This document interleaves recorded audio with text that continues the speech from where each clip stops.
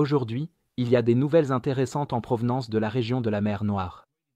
Ici, après avoir affaibli les capacités russes de défense aérienne et de surveillance dans et autour de la Crimée, les Ukrainiens ont recommencé à utiliser les drones Bayraktar. Ce drone mortel fourni par la Turquie, qui s'est fait un nom dans les premiers mois de la guerre, est de retour en action, détruisant des navires russes et sapant les opérations russes en mer Noire. Les drones Bayraktar de fabrication turque sont revenus sur le devant de la scène, désormais utilisés pour des opérations antinavales en mer Noire. Au début, ces drones ont joué un rôle clé au début de la guerre, lorsque la défense aérienne russe était rare et mal préparée.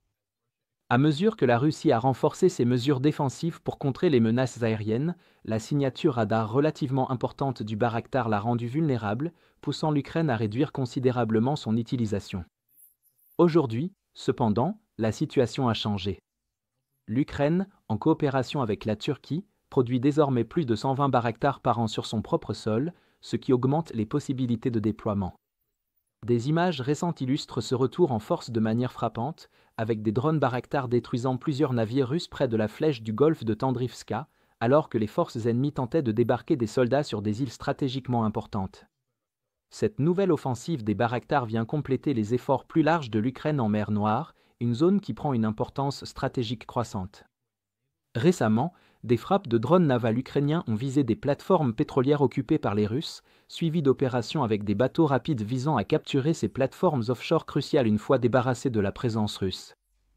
Le contrôle de ces plateformes revêt une importance tactique majeure, permettant la reconnaissance et la surveillance radar en profondeur sur la Crimée occupée par la Russie et pouvant potentiellement servir de point de lancement pour de futures opérations de drones navals.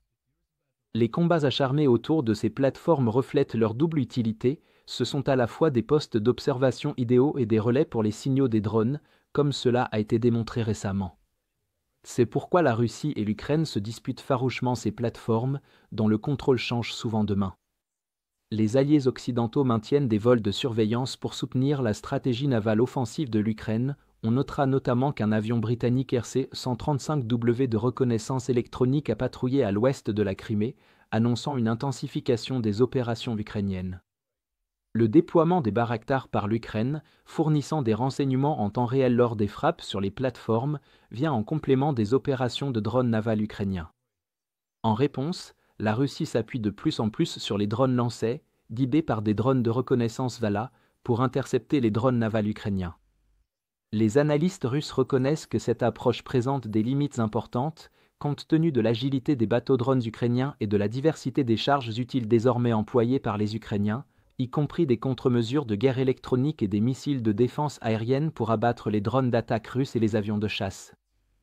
Parallèlement, le service de renseignement militaire ukrainien a mené des opérations de précision visant à neutraliser les défenses aériennes russes en Crimée. Des frappes récentes ont ciblé des éléments essentiels du sophistiqué système de missiles russe S-400. Plus précisément, les Ukrainiens ont réussi à détruire 2 radars de conduite de tir multifonction 92N2, 2 radars de surveillance à longue portée 91N6E, ainsi qu'un lanceur de missiles S-400.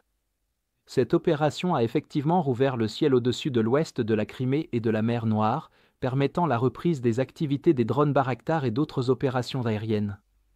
L'Ukraine en a rapidement profité, enchaînant ses éliminations de défense aérienne par une frappe sur une base de forces spéciales navales russes de grande valeur à Kornomorsk, à l'aide de 2 missiles Neptune, causant d'importants dégâts, comme le confirment les images disponibles.